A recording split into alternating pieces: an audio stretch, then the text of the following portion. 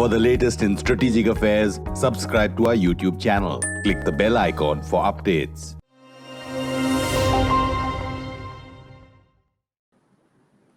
This is StratNews Global. I'm Amitabh, Revi, and joining us from Kuala Lumpur is Dr. Ahmad El-Muhammady. He's a security analyst and an academic. We're looking at Malaysia making a strong protest against what it calls China's intrusions into its airspace. Dr. Muhammady, thank you so much for your time. It's my pleasure, sir. Great to be here. It's actually our pleasure. Dr. Ahmad Muhammady, if you could explain to us what is unusual about this, because from outside it looks like extremely unusual. 16 transport aircraft of the PLAAF intruding into a Malaysian airspace, or at least close to it. Yes, I share the view that this is something new. This is a kind of up in the game. We have seen this kind of things happen previously. I mean, if we look back a few years in 2016, for example, until 2019, we have 89 intrusion to Malaysian Malaysian territory, the territorial water, and also especially in the coastal area of Sabah and Sarawak. But now this time around, we've seen the intrusion, the airspace intrusion, and we can see that the number of aircraft involved is not one or two, but it's 16 aircraft. And so, to me, the way I see it, and also, of course, we can see as well the response from the Malaysian Ministry of Defense and Ministry of Foreign Affairs. They take it very seriously. And to us, it is not something accidental. It is a deliberate act, and it means something. What does it mean? Because words like suspicious activity have been used. You were mentioning Sarawak. I think this was 60 kilometers of Borneo that the PLAAF was detected, and those 16 transport aircraft, fighter jets scrambled there, strong protest being lodged, Chinese envoy being called. So why this now, Dr. Ahmad? Okay, it means something because this area, the area that we are looking at right now, is the place where the Malaysia has the exclusive economic zones.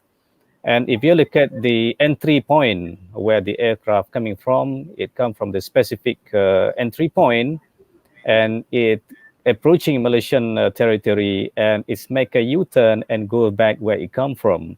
So that's why I say that it is not like accidental efforts, but it is actually deliberate.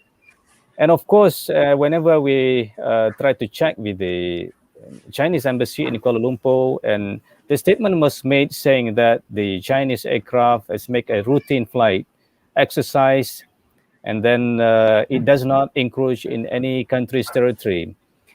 From the Chinese point of view, I would say yes, because China also claimed that this is belong to them.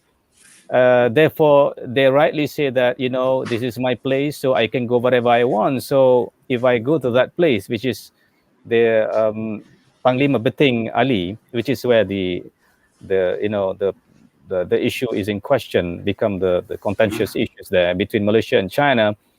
So, and it goes back to, make a U-turn and go back to China. So for them, it is not a violation of anybody's sovereignty. So it is the China's right, and that's why it is actually doing that. But like you're saying, it's Malaysian EEZ, and there are of course contentious or claims from many sides in the region there. But when you're talking about transport aircraft, and 16 of them, so what's the message here? Because when you see what the Chinese have done in the past, whether it's reclaiming shoals or islands or making man-made islands, that's when you require transport aircraft of this kind, right? So what is the message that they're trying to send? It is a kind of flexing the muscle, and also the assertive measures by the Chinese government that saying that we don't forget. This is something that we are being asserting for the past many years, and we continue doing that. And another thing is we does not care what other people think about what China is going to do. This is our rights, and he keep doing that. So it is sending the message to any countries who's made the claim to this region or to this area that China will never forget this, and it will assert its right to this region. So to Malaysia and to to other countries who has a stake in this claim, for them it is an incursion or a violation of their national territory, and of course is a threat to national security. And Malaysia was very strong about this, sending the diplomatic notes of protest to China. And this is not the first time that Malaysia has done this. And in the past many years, since 2016, there was a there is six diplomatic notes of protest being sent to Chinese government, and today we have another one that would be that count as 7.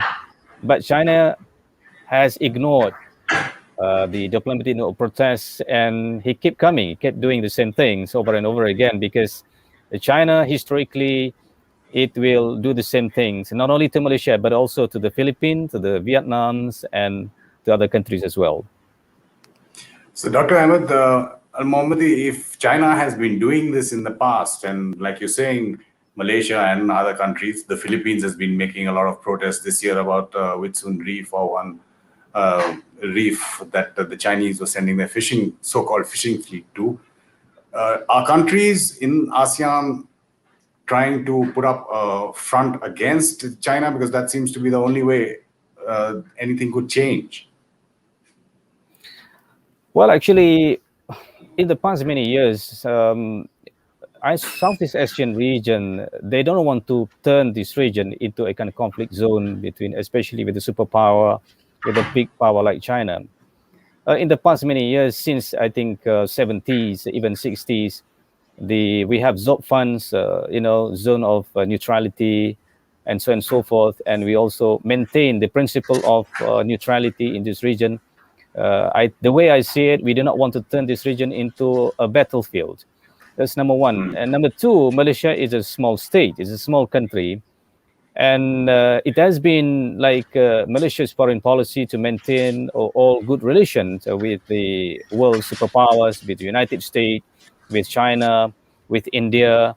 So we do not want to risk something like this for a bigger interest, because we can actually fight over this and we can make a mess. I mean, if Malaysian army decided to shoot down the plane, they may do so. They may rightly do so. I think if this thing happened to the United States, they have done this. Maybe the America has done this. But Malaysia decided not to do so, because there would be a better thing that we have to consider. So we have to keep this region, the Southeast Asian region, stable and free from a strong presence of the superpowers. So the balance need to be maintained here. That's my take, sir. In keeping that balance, don't you risk the takeover by China of various contentious islands, shoals, features in the sea, like they've done in the past with Mischief Reef and other reefs? What do you say again? I'm saying, to keep that balance between the superpowers, does Malaysia and other countries not risk losing these contentious shoals or reefs or features in the South China Sea? Not through the battle or fight. Based on the previous experience, I don't think that Malaysia is going to fight militarily, especially in keeping this. No, but my question, Dr. Ahmed, is like how China in the past has taken over, say, Mischief Reef or other reefs. There's no fight. But if you give in, they'll take what they think is theirs. Well, I don't think Malaysia will give up. They will continue preserving its interests and territorial sovereignty. Right. But apart from these protests, and like you're saying, there have been 7 already in the recent past, what can Malaysia do? Historically, we have a good relation with China, not only G to G, government to government, but also person to person. I think Malaysia can actually leverage on this. And if we look at the statement by Hishamuddin, Minister of Foreign Affairs. He was saying that for the past 100 days of his in office, this problem does not crop up. But the things evolve very rapidly soon after. So this thing happened because of his role to make sure that there is no presence of the Chinese ship, for example, in that region. And that happened. However, things changes very rapidly recently, especially not only in the region, but also in the case of China-US relations. I think that also another factor, because the United States also keep their presence in the region in order to balance China. So I think in response to that, China would do the same things in order to make sure that this is South China Sea. This is not an American China Sea. So is it kind of, this is my territory, so there is no other power need to be there. Sure. When you look at, again, countries in the region trying to balance the situation, and ASEAN, we've seen, ASEAN doesn't have a united front in terms of confronting China when it takes aggressive steps like this. So each country is left to its own. That's the way I see it. I think China has a very good strategy, in my view, to keep the Southeast Asian country, not to say disunited, but they deal with them. They drive a wedge. Exactly, individually. So in the case of Vietnam, for example, they have a way of doing it, maybe by using economic leverage, for example. If it doesn't work with economic leverage, maybe by using a little bit of hardware leverage or military leverage or kinetic force. And diplomatic leverage is another one. In the case of Cambodia, for example. So I think since the ASEAN country do not have a united voice against China because of the differences of interest, I would say, therefore it is to advantage of China. In Malaysia itself, if you look at its defense budget, that I believe has increased slightly this year. How is Malaysia preparing itself for eventualities like this? Definitely, it is statistically speaking, there is an increase of budgets. From the previous years, when the new government took over, so the budget was increased. I think it is very timely that Malaysia has to be, investing more on this, especially in terms of the cybersecurity part. Because if you look at the document from the Ministry of Defense, they put much emphasis on the building more cybersecurity things, beside the military hardware. Dr. Ahmad El-Muhammady, thank you so much for your time and your analysis. It's really appreciated on StratNews Global. My pleasure, sir. It was our pleasure, and a reminder to all our viewers to follow our social media handles on Twitter, Facebook, and Instagram to get the latest news and analysis from an Indian perspective.